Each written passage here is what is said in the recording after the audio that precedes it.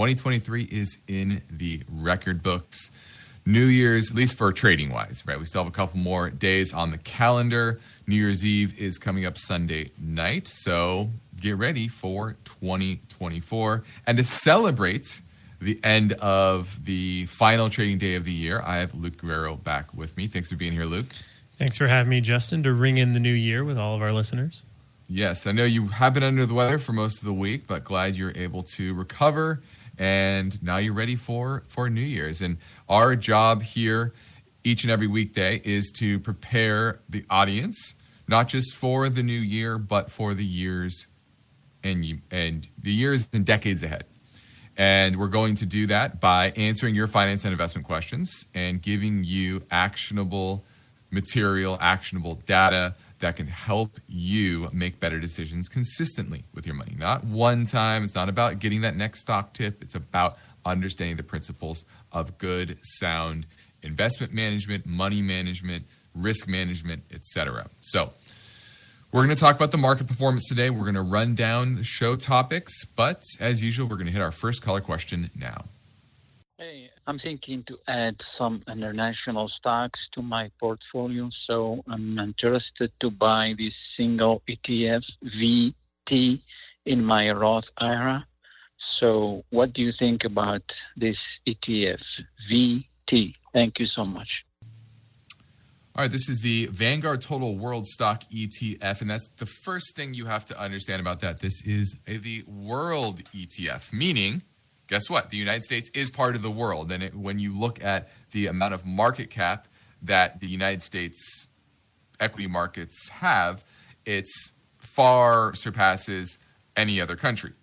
And in aggregate, it's about 38% of total market cap out there. And that's why this particular fund still has 38% of its holdings in 60% of is U.S. stocks, and only 38% are non-U.S. stocks. So while you're getting some exposure to foreign equities, it's really not that much. So in my mind, Luke, it seems like if you want foreign exposure, go with a foreign actual ETF as opposed to just not even the majority of this fund is foreign. Yeah, that's right. If you're looking to get some international exposure, be it emerging market exposure, developed market exposure, you're probably going to want to go with an ETF that's either developed ex-US, meaning the developed world without the US, or world ex-US, which would include emerging markets and developed countries. But if you go for a global fund like this, you're going to find that it's still going to tilt towards the US just because that's where the majority of the large companies in the world are. Exactly. And when I think of a foreign ETF, I think of EFA. That is the MSCI EAFE ETF, and that is Europe, Asia, and Far East. And these are basically the developed markets. So all the foreign markets minus emerging markets. So you get a lot of European exposure, et cetera.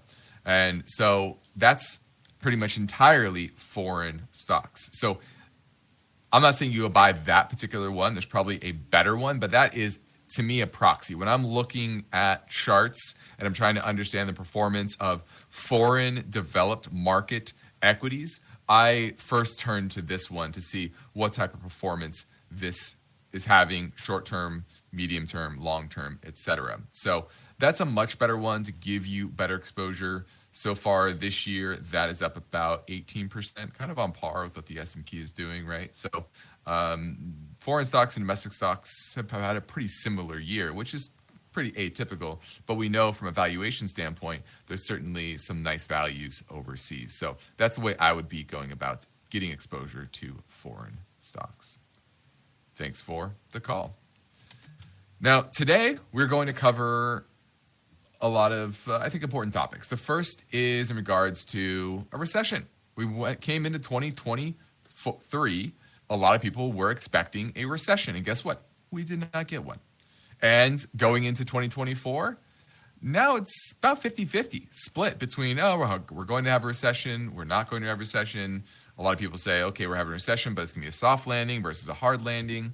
What does that really mean? We'll talk a little bit more about that and expand on it. Also, what's kind of off beat markets did well this year? What were the best performers of your kind of your non-traditional equity and bond indices? Okay, and then we're also going to touch on why stocks actually did so well this year, and then lastly, if we have time, how central banks are rethinking forecasting inflation. Okay, so we're going to look at that as well. We also have some voice bank questions, and one is in regards to options. The other is CFA, Victory Shares U.S. Volatility Weighted ETF.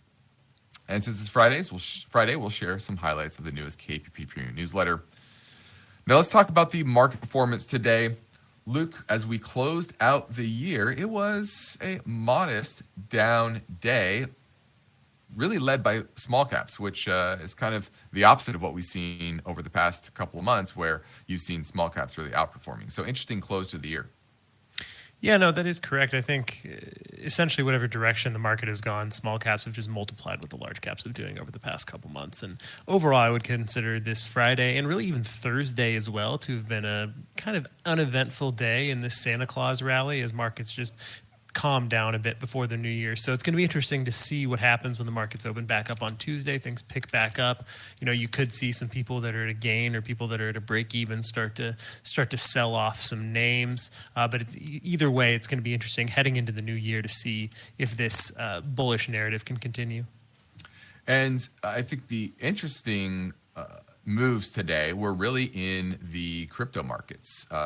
Marathon, Digital, Riot Platforms, those were both down over 10%. And I believe this has to do with there was not any news on the Bitcoin ETF, correct? Yeah, I didn't see anything in particular. I know that Marathon Digital specifically had an incredible run up, over the past month or so, really over the past year, up hundreds of percent. But Bitcoin's only down 1.3%, which by Bitcoin standards is pretty unvolatile. So yeah, I didn't see any crypto news specifically. Yeah, I just know I've seen social media that people are expecting some sort of announcement potentially yesterday and today around a Bitcoin ETF, and there just really wasn't. So that could be a reason for that. But obviously, probably by the end of January, we'll get some news there, and that will probably move that market. But that was the big mover on the day. The 10-year, that was up about a 1.5 basis points, so not moving much there, still below that 4% level. And we had, what do we see, the dollar? The dollar closed up slightly on the year or on the day as well. So kind of a, like you said, uneventful close to the year. It was a positive year for pretty much all risk assets, and we go into the new year with a lot of expectations for continued Fed pivot, and that kind of helping asset prices, and we'll see how that evolves as we go through the first quarter. Now, there's only 2 days left to enter our holiday giveaway contest, and you could get a free autographed copy of Steve's book, Above Average Investing for the Average Investor. It is a no-nonsense guide to the world of buying and selling stocks, and there's just a few steps to enter. It's very simple. Subscribe to our YouTube channel and follow us on Instagram, and like our holiday giveaway post and tag 3 friends. It's that simple. We have a few more to give away before the end of the year. Now, the phone lines are open, waiting for your questions at 888-99-CHART. Every investor is working to build a secure financial future. Would this be an opportune time to get into annuities? Everyone's situation is different. Get your thoughts on CRM, Salesforce. And so are their questions. And I was just calling for your assessment of Blackstone Incorporated. To get your take on QE. Ticker symbol LECO. Just wanted to get your opinion on JP Morgan. InvestTalk hosts Justin Klein. I'm okay paying a fair price for a very good business. Steve Peasley. It's a very well-run company. And now Luke Guerrero. EBITDA growth is significantly higher than its competitors. Are ready to provide their unbiased answers. Each podcast is unique, and you set the agenda. I will. Hey, hi, Steve. 24/7, rain or shine, InvestTalk is made better by the power of you.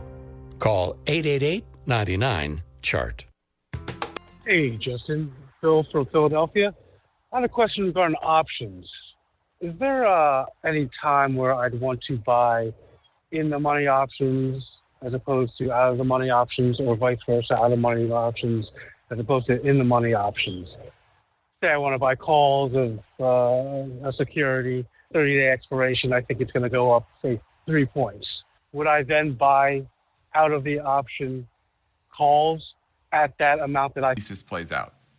And either way, if you buy in the money or out of the money, you're typically going to make money. But in the out of the money, meaning for everyone out there, let's just use an example of a stock that's trading at $20 per share. Maybe you think it's going to go to 23. Out of the money option would be saying, I'm going to buy a call option at a 22 strike. In the money would say, I'm going to buy a call option with an $18 strike. Meaning, okay, it could go up $3.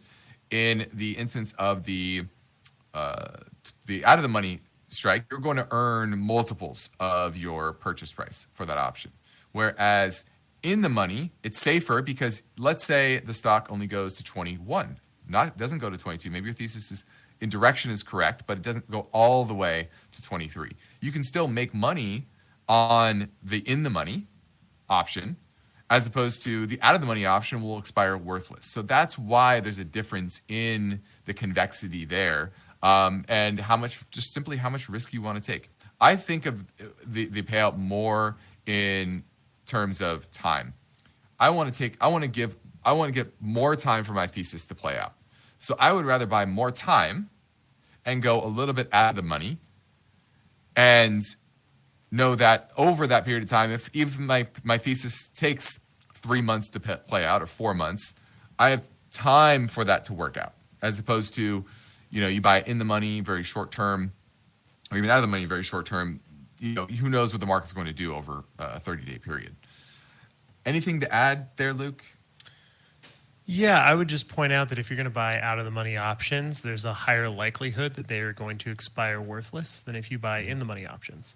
So like in your example, if it goes to 22, the 18 is still worth something. If it goes to 22, the 23 strike option if it goes to 21, the 22 strike option expires worthless. So it depends on why you're buying options. Are you hedging? Are you speculating? It also depends on what your level of acceptable risk is.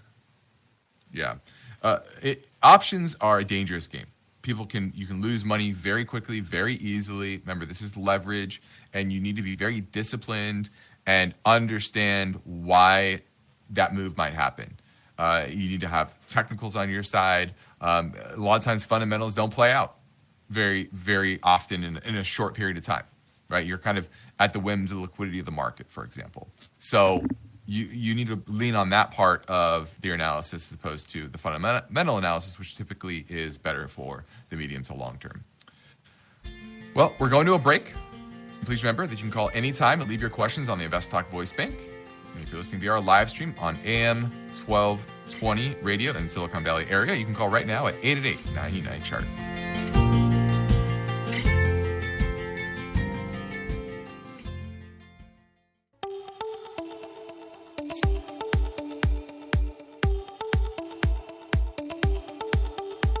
Each day, InvestTalk listeners submit their finance and investment questions via phone or email. Would you like your question to be put near the top of the list? Just take a minute or two to leave a review and rating for InvestTalk at iTunes. And be sure to include a brief question with your iTunes review comments. Now, our focus point is set up by this story. Recession outlook. Experts think a mild recession is still possible in 2024. And in a December survey, 76% of economists said they believe a chance of recession in the next 12 months is 50% or less. That seems, 50% or less, that's a wide gamut, right, Luke? I feel like that's kind of a scapegoat when you're answering that way. In a way, I just think it's shifted in that specifically in 2023, everybody thought there was going to be a recession. So I think 50% is maybe the threshold they're mentioning, because it's important to note that now there's fewer people who believe there will be than there are that believe there won't be. Well, it's pretty interesting that you go into this year, everyone was thinking there was going to be a recession, and now it's more kind of 50-50 or even less than 50% chance compared to if you're looking at most economists. And the actual economic data is certainly weaker. The jobs market's weaker going into 2024 than it was coming into this year. The growth of the manufacturing sector continues to be shrinking slightly. The service sector is still growing, but very modestly. So I am seeing, it's really interesting. I mean, do these economists have PTSD saying, "Oh, I got it wrong last year. I need to maybe hedge my bets going into next year"? That's what it feels like to me. Maybe. I was thinking about this the other day, and something that I thought about was it may be more difficult to have negative real GDP growth with consumer spending the way it is because of the enlargement of wealth inequality in the wake of the 2008 recession. Yeah. I.e., when the job market is weaker, because wealth is so concentrated at the top. I mean, you see it in spending reports with more and more spending going to services, less and less to goods. People not really cutting back because maybe the people that have all the wealth don't need to cut back. So I think there is some credence to the idea that maybe consumer spending is a little stronger than we thought it was, just because the people that are going to be hurting don't really account for much of that number anyway. And I think it's also cash on the sidelines. I talked yesterday on the show about how the peak in 2008 in money market accounts, when yields on money market accounts were pretty decent back then. The amount that is sitting right now is 50% higher. It goes from 4 trillion to 6 trillion today. And that keeps climbing. And that's a product, I think, of massive of government spending during COVID and helping consumer balance sheets, the jobs market being robust, and unemployment being low. And then we've talked many times, just government spending that is part of the entitlements and part of the spending on interest on our debt. And so all of that, like you said, does make it kind of hard for us to have a major recession. I think that's the difference here, is really understanding that a recession going forward, unless there's a major credit event like 2008, like the COVID crisis, where the economy shuts down, it's hard to see really asset prices declining much. Maybe a choppy period, but that's really about it in my mind. So I think there would have to be some other type of, maybe not as big as the pandemic, but something kind of out of left field that would pull consumers back in a dramatic way. I think post-COVID, especially the older generation, they're more apt to go out there and spend. Not only are they flush with cash because now they're collecting Social Security, their asset prices are up, but they're the ones that are really, we've talked many times, supporting this economy, and that's not really going anywhere. So you're right, the differences in wealth are getting wider, and it's not just from the rich versus the poor, it's also the age gap, right? The old versus the young. Older has a much higher concentration of wealth than typical. So, the question is, if we do a recession, what do you do? The first thing is reduce your debt balances. We know interest rates are going up, so the cost of your debt is certainly going to go up. Maybe do a balance transfer. That can help. You can actually ask your credit card company for a lower interest rate if you do have credit card debt. So that's something to think about. Stress test your finances. How volatile is your income is a big question. I always say the typical answer of how much emergency fund you should have is 3 to 6 months. But that depends on your job. If you work for the government or you have a job that's very, very steady, 3 months is probably okay. If you have a job where maybe you're in sales and it can be up and down, you can have a bad year, 6 months is probably makes more sense to boost that emergency savings. So that's kind of a think about a potential recession going into next year. I still think we will have a mild one, but that doesn't really precipitate, I think, a major drawdown in equities. All right, now in the next InvestTalk, we'll look into the story behind this headline. Recession outlook. Experts think, oh, never mind. That was today. We will have a new one coming up, a new episode. Our next one will be on Tuesday, so be on the lookout for that. But for now, I'm Justin Klein with Luke Carrero. Take your calls at 888-99-CHART.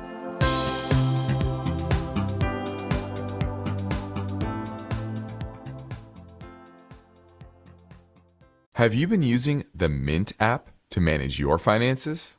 If so, you are going to be making a change because Mint is shutting down. And the Mint people want you to transfer to their Credit Karma product. But hold on, there is a better alternative, Monarch. That's right. Monarch is the modern way to manage your money. With Monarch, you get clarity, confidence, and peace of mind for your finances. You can track all your account balances, transactions, and investments in one place. And Monarch even has a tool that allows you to easily import your data from Mint.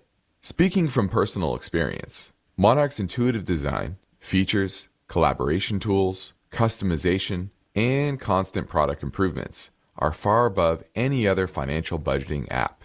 And it's ad-free. Monarch eliminates what was previously stressful, confusing, or overly time-consuming. It gives you a comprehensive view of all your accounts, investments, transactions, cash flow, net worth, and more. Plus, create custom budgets, track progress towards your financial goals, and collaborate with your partner. After trying out Monarch for myself, I understand why it's the top-rated personal finance app. And right now, listeners of this show will get an extended 30-day free trial when they go to monarchmoney.com/investtalk. That's monarchmoney.com/investtalk for your extended 30-day free trial. Go to monarchmoney.com/investtalk.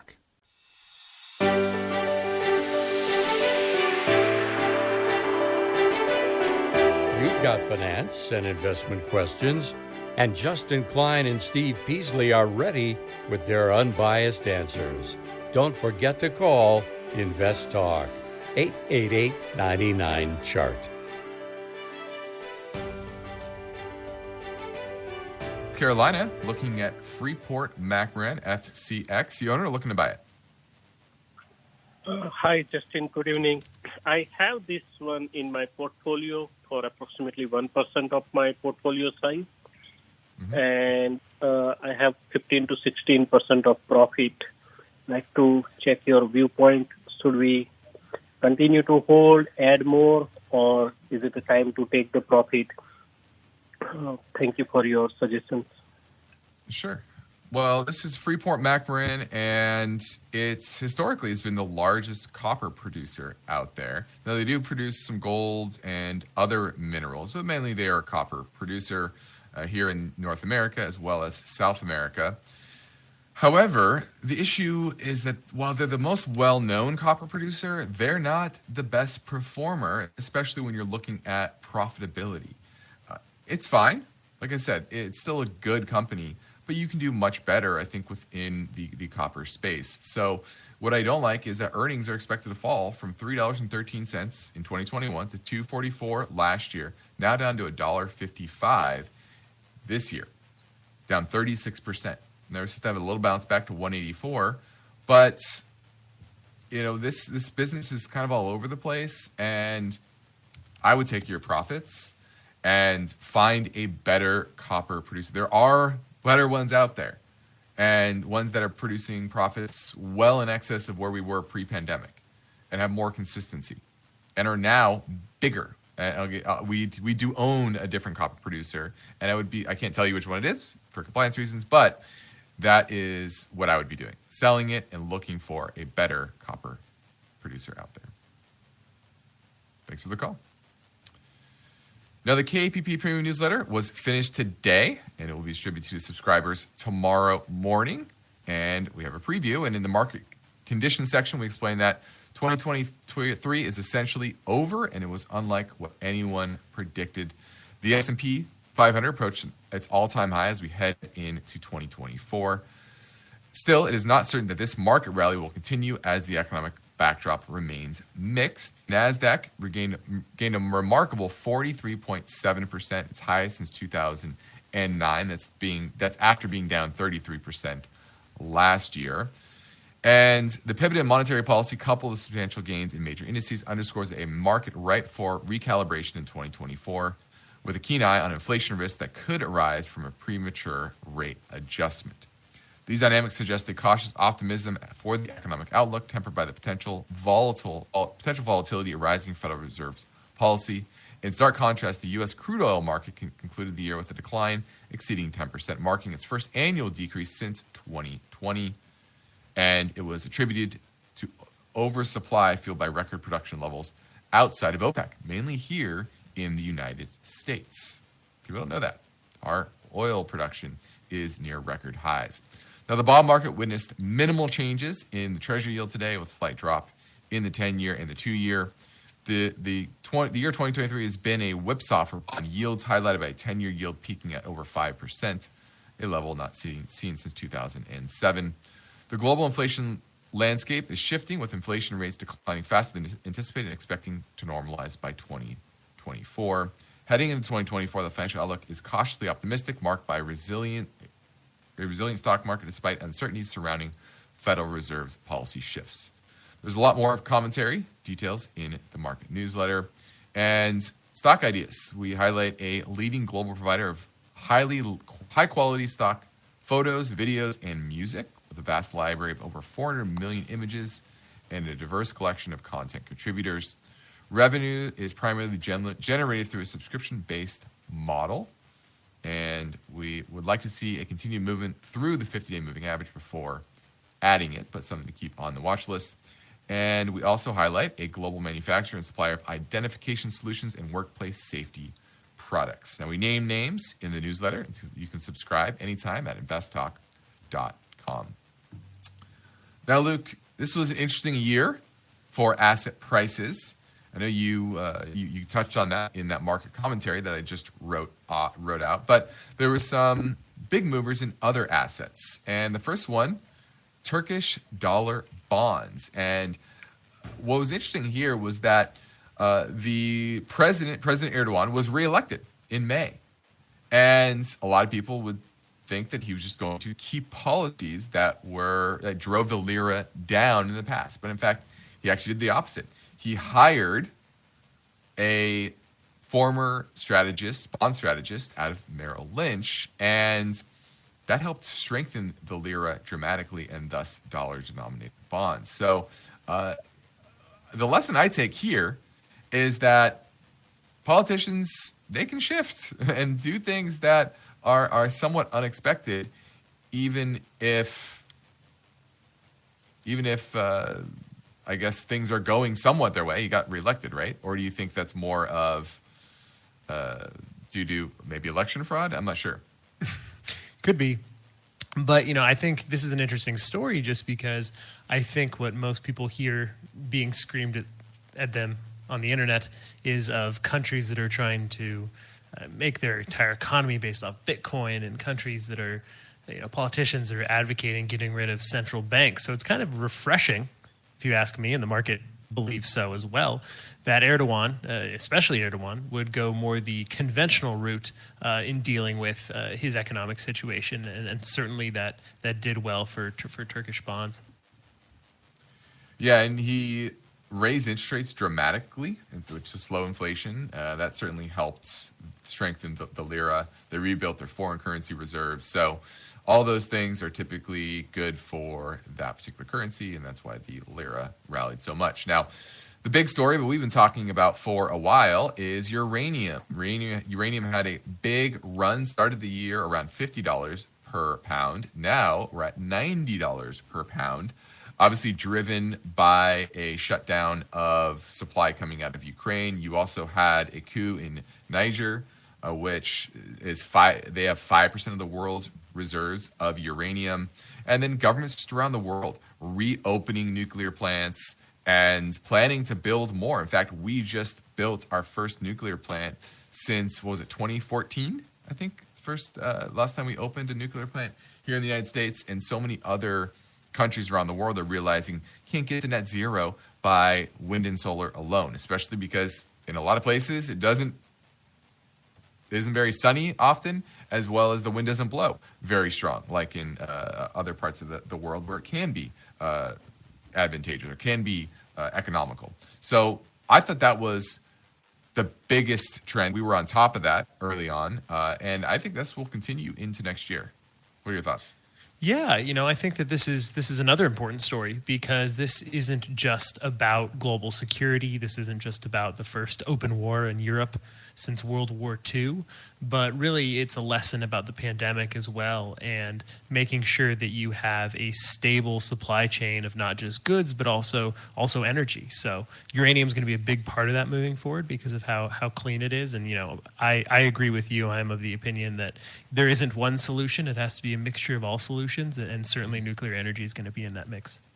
Yeah, and energy is certainly underrated, I think, by most people. Just go back 150 years.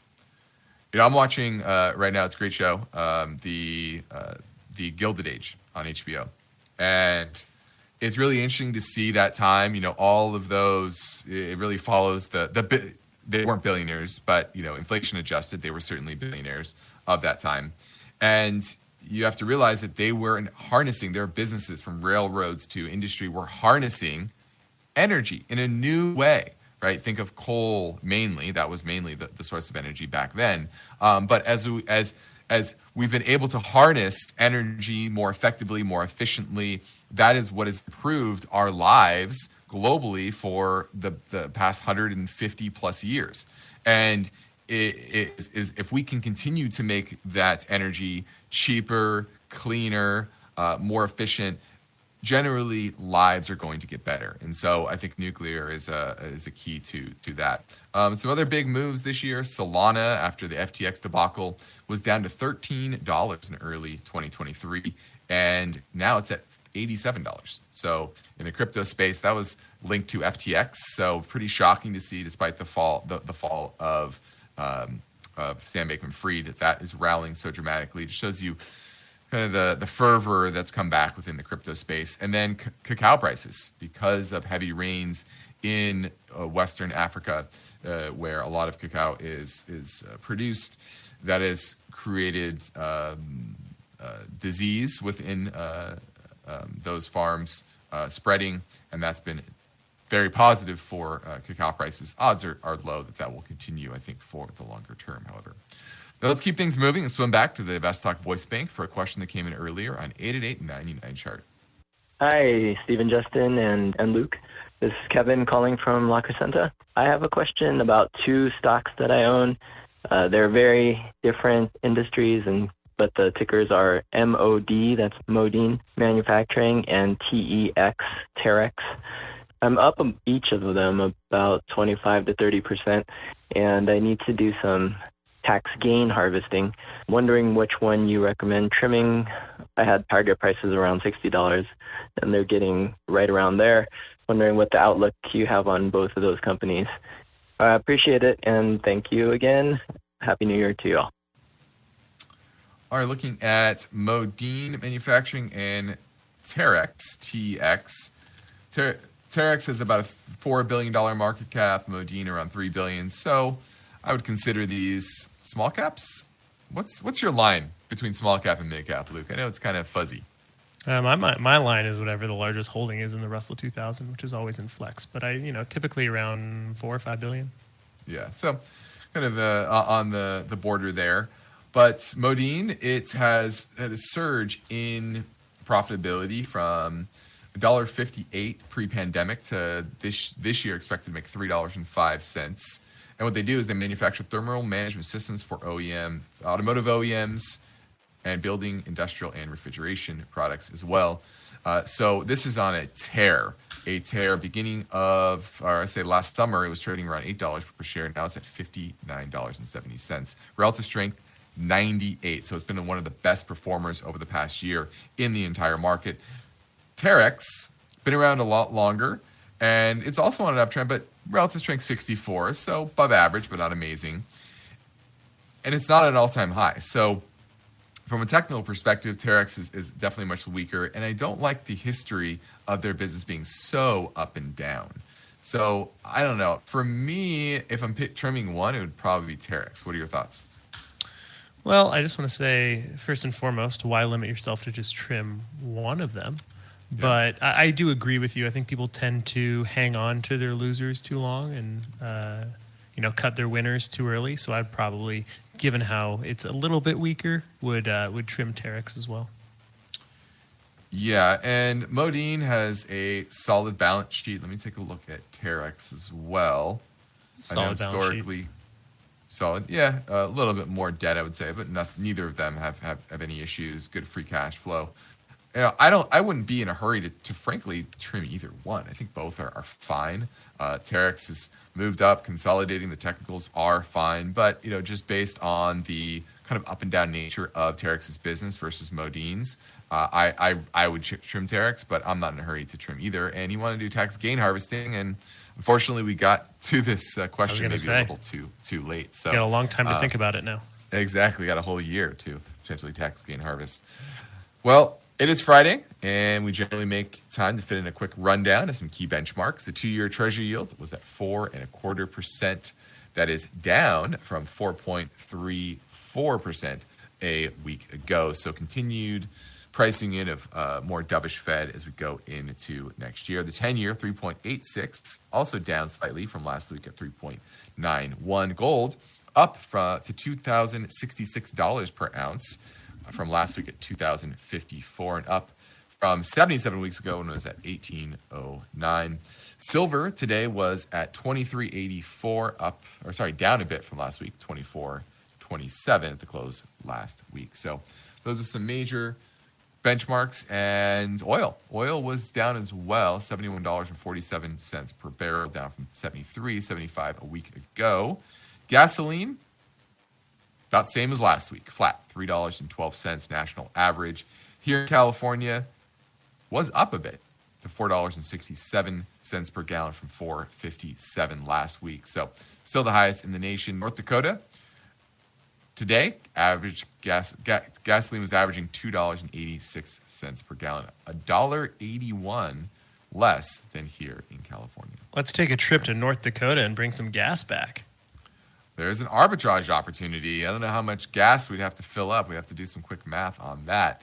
But certainly a possibility. I did just get a plug-in EV, so maybe or a plug-in hybrid, excuse me. So maybe my plug-in hybrid will help us get there. But I don't think there's a gas tank larger than about 15 gallons on it, so I don't think that'll work. But yeah, so that was the market for this week. Now, after the break, we're going to touch a bit on equities and looking back historically, what has driven returns and what you should expect going forward as we go into the new year. This is InvestTalk. I'm Justin Klein with Luke Carrera, and we have one goal each and every weekday. That's to help you achieve your own version of financial freedom, and our work continues after this final break. So if you're going to call, you want to do that right now at 888-99-CHART.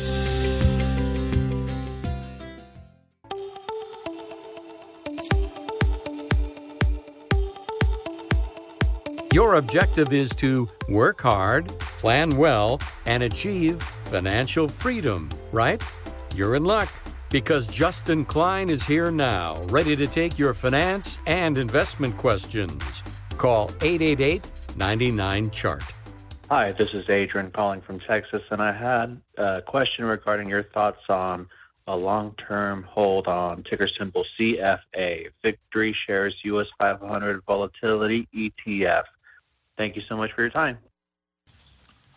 All right, looking at Victory Shares US 500 Volatility Weighted ETF. So I'm not sure exactly how this is calculated, but based on the top holdings, it looks to me that this is more of an equally weighted fund because the top holding is only 0.39% of the portfolio, but they look to be all kind of the lower volatility kind. So Coke, McDonald's, Walmart, General Dynamics, Sencor, I'm not sure what that one is, Pepsi, Kraft, Waste Management, Republic Services, and Colgate-Palmolive. Those are the top 10 holdings. So this looks to be kind of a similar proxy to a low volatility ETF.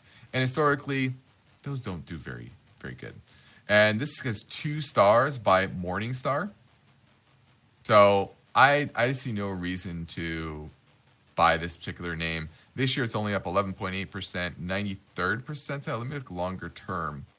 Yeah, if you look at it, it's only been around 5 years, and it's in the 83rd percentile. I mean, 83% of funds within this particular category have outperformed. So, yeah, 100% pass on this one. Now, lastly, Luke, let's talk a little bit about forward-looking equity returns. And if you taken $1 back in 1946, and you invested in equities, U.S. equities, inflation adjusted, you have $208. You got $1 all the way to $208. That's pretty strong. Now, there are a couple of factors for that. Now, the first is obviously growth of earnings. And long-term earnings growth is about 3% per year. That doesn't sound like a lot, does it? Well, when you consider how many down years there are, that's pretty significant. Yeah.